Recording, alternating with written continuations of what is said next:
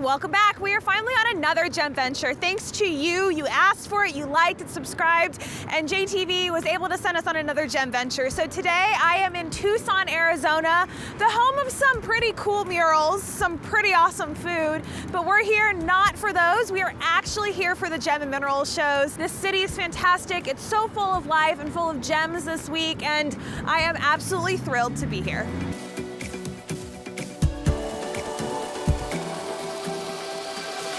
So the Tucson Gem and Mineral Show actually started in the mid-50s, and it was at an elementary school. Back then it was only smaller dealers. It wasn't until the 1970s that the show really grew and it drew kind of an international presence. Today in Tucson there's over 48 shows. There's dealers and buyers from all over the world. I've met people here from Sri Lanka, Brazil, China, all over Europe and the United States. So it's really this big international sensation. And what's also fantastic about this is when you come here, it doesn't feel like you're here on business. It feels like you're here and it's a big family reunion. And a lot of the older dealers and buyers, they say the same thing. They've been seeing the same people here for 20, 30 years. What brings everyone together is this common love of gemstones and the jewelry business.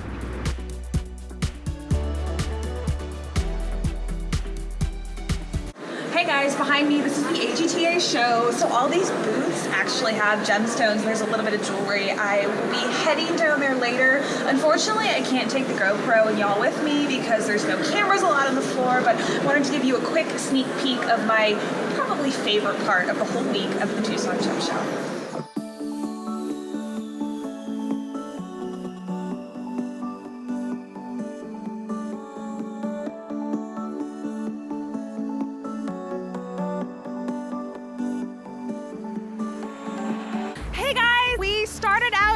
At Kino. It is one of many of the gem shows out here. Some of them are indoors, some of them you have to have a badge to get in. Kino is great because you can just walk right in, it's open to the public. We see a lot of geodes here, there's a lot of cut stone, well, not as many loose cut stones, but there's a lot of jewelry. I really like Kino because there's a lot of carvings. You never know what you're gonna find, and that's what makes this show so great.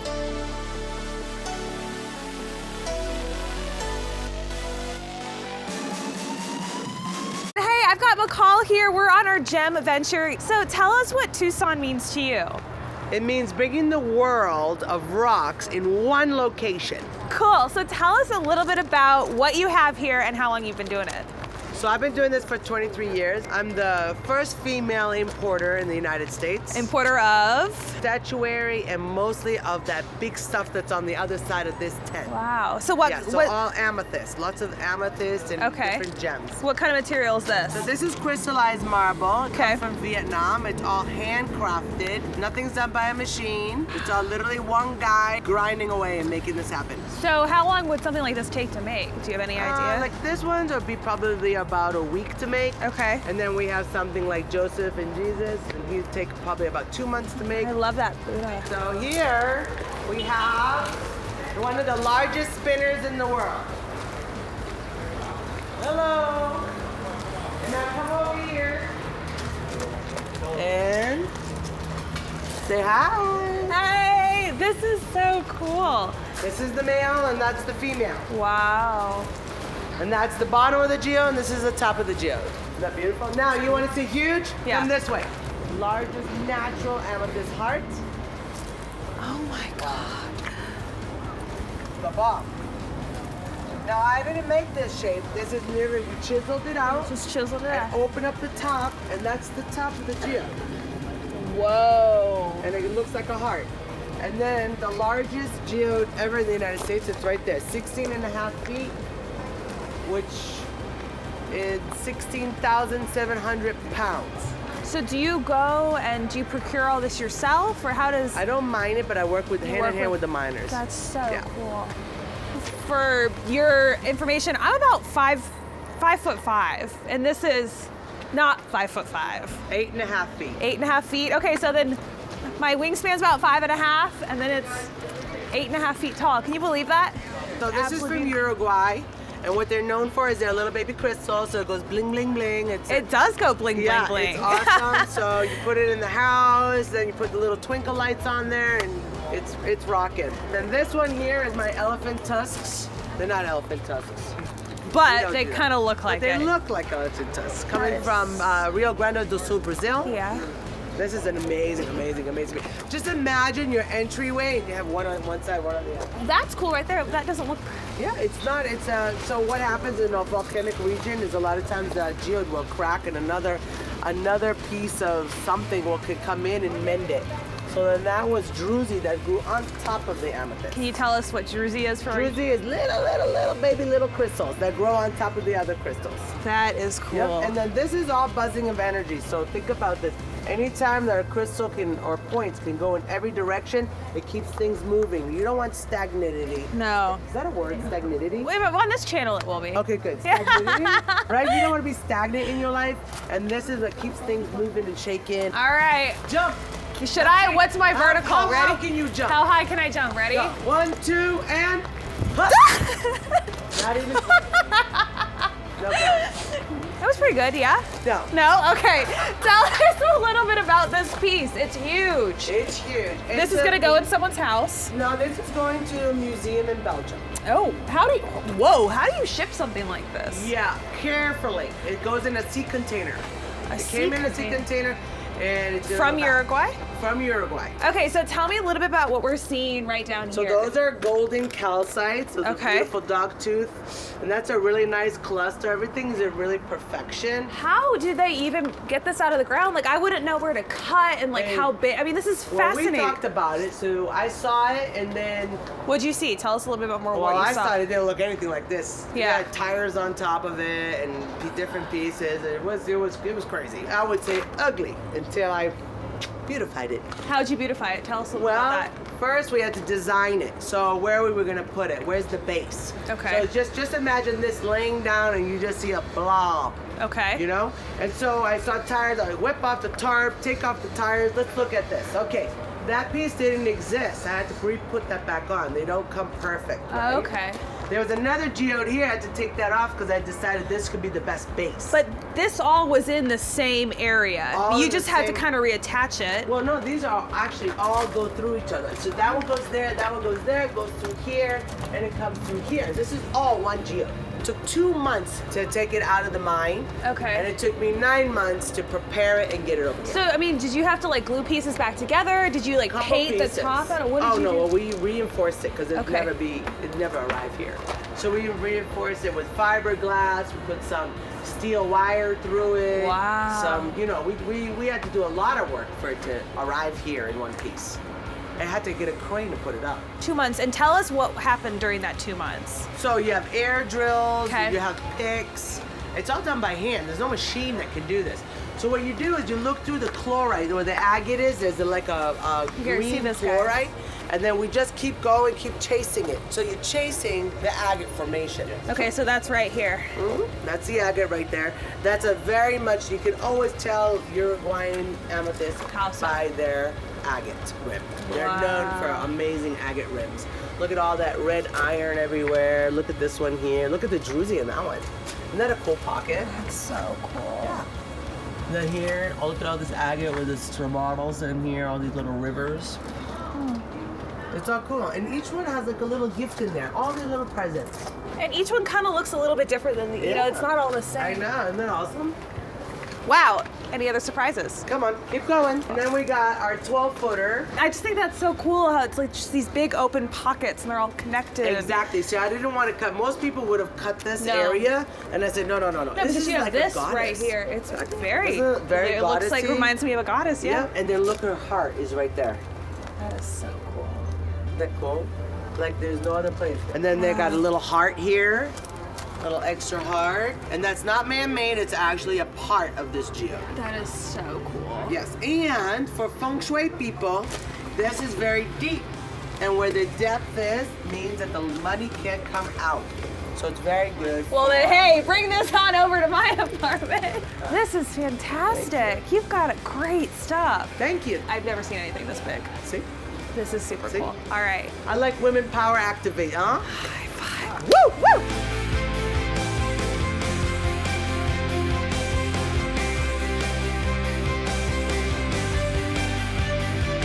We saw some big geodes. We've seen some beautiful stones. What kind of goodies do you have here at your booth? I have gemstone art. You have gemstone art. I Yeah, saw that. gemstone art. I didn't want to touch it until I found you. So tell me a little bit about what Tucson means to you. Well, Tucson's home. Okay. So, I'm born and raised here. Grandparents were rock collectors, mineral collectors. My parents, kids, my grandkids. The whole family. It's a Yeah. family affair.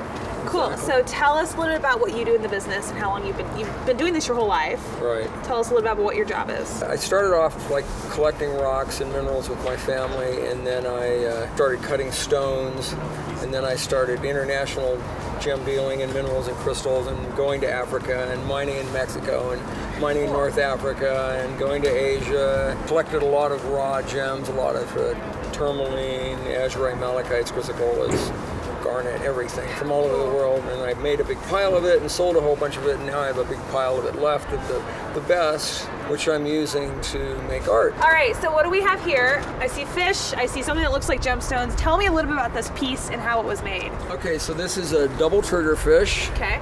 and if you're Hawaiian, it's a humu humu nuku nuku puapa apa. So this looks like some sort of metal, and then Right. are these embedded in? What Yeah, is so it? this is metal, and this is all stone. There's no paint, there's no dye, there's no color in any way other than the natural color of the stone. Wow. So I draw it on by hand, Okay. and then we take a plasma cutter and we cut that by hand. It's like a blowtorch, but it's using a plasma and Okay. air. And then I inlay the stones in there, and then we grind it, and then we have a bunch of holes to fill, and then we grind it back and forth 7 times, starting with 50 grit diamond, 100 grit diamond, 200 grit diamond, all the way up to polish.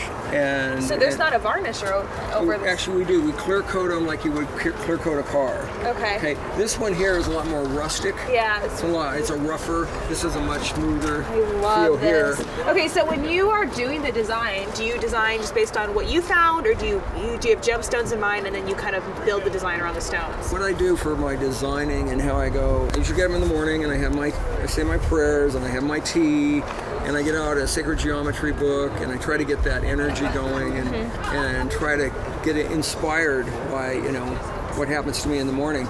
And then I go to work, and then I take little notes and stuff like that, and take that inspiration with me to work, and then draw. So I usually start with a sacred geometry line on the canvas, or in this case the metal frame, and then I draw from there. Why metal?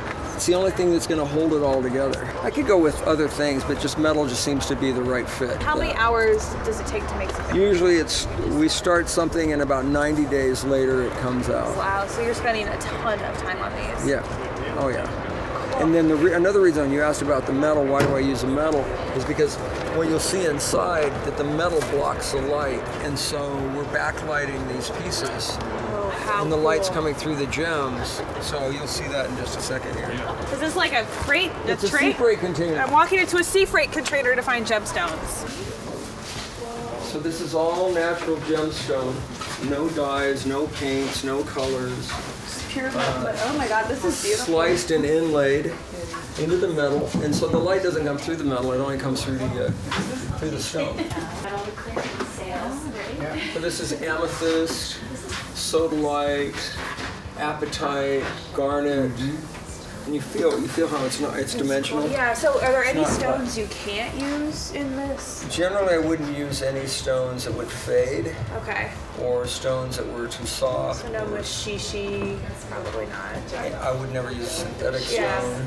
Yeah? This is all emerald here. Oh my gosh, that's my favorite gem. Oh yeah? Yeah. Yeah, I love emerald as well. There's another one in another container. It's emerald, and it's a horse. It's emerald and amethyst and tanzanite. And this is my favorite piece here.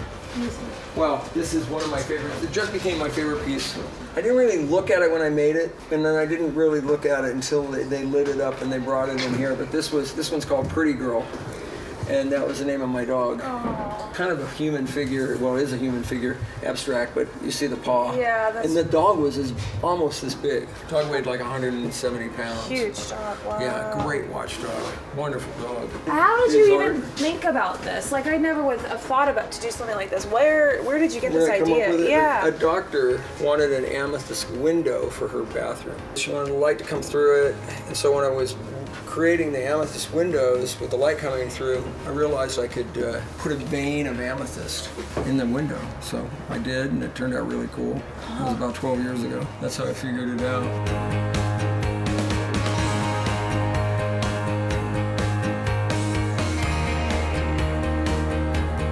Okay, what is this? Can you tell me a little bit about this? Yes, it is a sphere with green and white quartz. Okay, From so Brazil. green and white. Okay, so this is green and white quartz, everyone, and it's from Minas Gerais, which is the main mining region in Brazil, and that's actually where I used to live. I lived in a little town called Teoflotone. What's this kind of red right here? This kind of red here can be iron oxide. Iron oxide. Okay, so this is a pretty special piece. It's the biggest? The biggest because there is no machine to make one sphere like that. So Okay. make the cube and then a polish, yeah, so that take this form. So this is not made by machine, this is made by hand. By hand, yeah, with machine but by hand. Wow. Okay, so how long does something like this take? 6 months. 6 months? It's a long time. Wow. And did you do this yourself? No, I did. No, you had someone else who did it for you. That's cool. So how big is it? It is 5 foot 1/8 inches. So I'm about 5'5". Yeah. How much does it weigh in pounds? 12,000 pounds. I'm not going to tell you how much I weigh, but I'm going to say that's a lot more than what I weigh. Yes. It's pretty. Are you going to sell this? We try. Is Now it with for- your help, maybe you can buy the housing terrace, yeah, and buy it.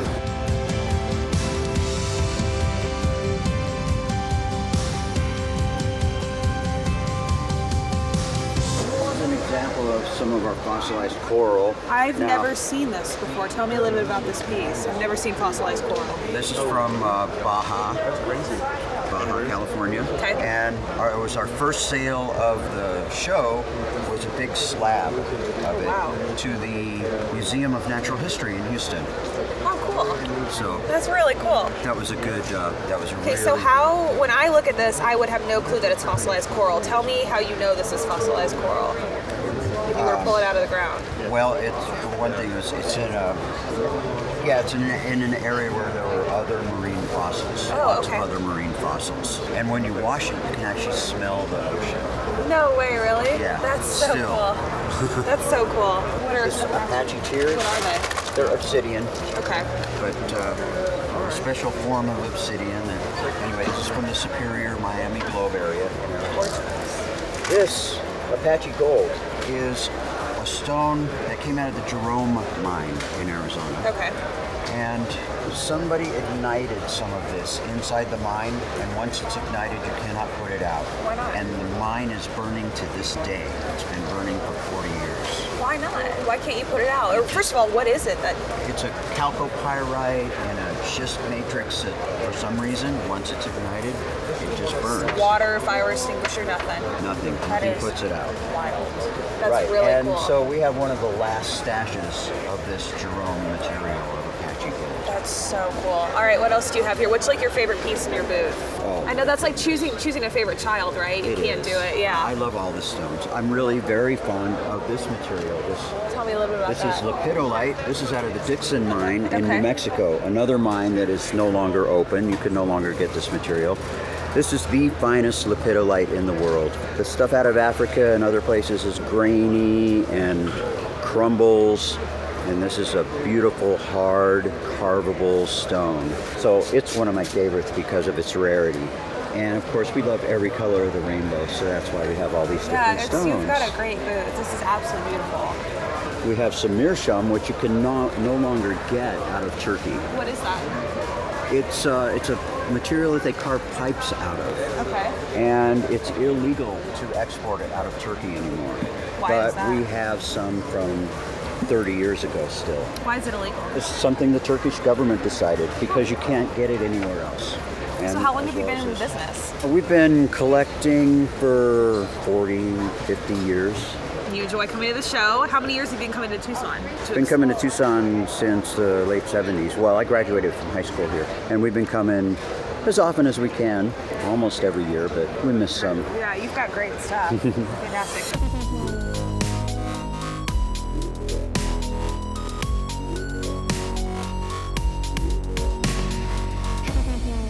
We are at the 22nd show, and I've seen some cool stuff this week, but I have definitely not seen like a dinosaur claw. What is this, Tammy? It's a dinosaur front leg. Okay. It's from an apatosaur. What is an apatosaur? An apatosaur is a long neck, long tail sauropod animal. It's one of the bigger of the sauropods. Okay. It's mostly all real. There's a little bit of stuff that we were missing out of the find when we found the dinosaur. Okay. So that's its little toenail. This is its big claw. Yep. Which is extremely heavy. Don't drop it. Wait, so that's its... Man, this could do some damage. Yeah. So this is an arm. So this is like its front claw. Oh my gosh. Does that ever kind of scare you when you think about what walked around the planet and it's this big? Give me that back. I don't know. Sometimes. No? I guess. You probably think it's super cool. So tell me, where did you find this? The company owns quarry in Dinosaur, Colorado. Okay. So it's just across the border from Vernal, Utah. Why is there so much dinosaur in that area of the country? Like, I'm from Nebraska and I don't know of any dinosaurs in Nebraska. It has to do with the different formations. Okay. This comes out of the Morrison Formation. And so anywhere you find Morrison Formation levels, then you have that possibility of finding certain dinosaurs. It's kind of like in anthropology. It's like they find certain things in certain areas, Right. but they have an idea that they might possibly be there. That's so cool. So how long does it take to dig something up like this? Part of the process is you have to get the overburden, so like all the dirt that's on top of it. Okay. So sometimes you'll find on the surface dinosaur fragment of bones, and then you can kind of start scraping away the layers of the dirt and see if there's anything down there. So it's almost like prospecting a little bit. And sometimes you'll be going along and you'll find all these parts, and all of a sudden it just kind of disappears. So it's kind of like a hit or miss as far as where you find the dinosaur bones. And I'm confused though. If you're digging, how do you know you hit that? Because I would think like, oh, I hit a rock. I'd be terrified. I cut that. Well, thing you'll up. notice that there's certain aspects to it. You know what I mean? It's like down here, and so as you're digging around, the dirt that surrounds it is generally a different color, and so you'll be digging around, say in like a yellowish colored dirt, and all of a sudden you find this brown thing. So then you start taking more of that dirt along the way, and you kind of chase the bone because of the certain aspects. After you've done it for a while, you'll get to kind of get used to like, oh, it's like, oh, I think this is this, or oh, I think this is this. Okay. And it's a basic prospect. And a lot of times they're found articulated. So if you find, like say we found this humerus and this was articulated onto the bottom, so as we chase it along, you'll start to uncover more and more of the leg itself. So how big was this thing? If that's just its front claw. Yeah, so this is its front leg. Last year we were here and we had its rear leg, and the rear leg was I think 14 feet tall, just the leg itself. So by the time you put the ilium, which is the hip section, part of the hips, and the sacral vertebrae and the spine tops of the sacral vertebrae, it probably would have been about 16, 17 feet tall at the rear hips. This one here, you can kind of see how it kind of articulates. See that reddish brown color? Yeah. So that's what's called matrix. That's the dirt or the stone that's around it. And so these little pieces that go around it are actually part of the tail. I still can't believe that there was actually like dinosaurs that walked. Isn't that just cool to think that there was something this big and now... It is. And there's a lot of people that don't think they exist, but I'm like, well, if they don't exist, how do you explain these bones? You don't. They totally existed. Some things in science, it's just hard to just say, oh, no, they didn't really exist, because you're like, okay, well then tell me what that is. I think these are the best kind of science classes because you have this, you get to go digging and there's adventure. Yeah. This is way better than sitting in the classroom. Oh, yeah.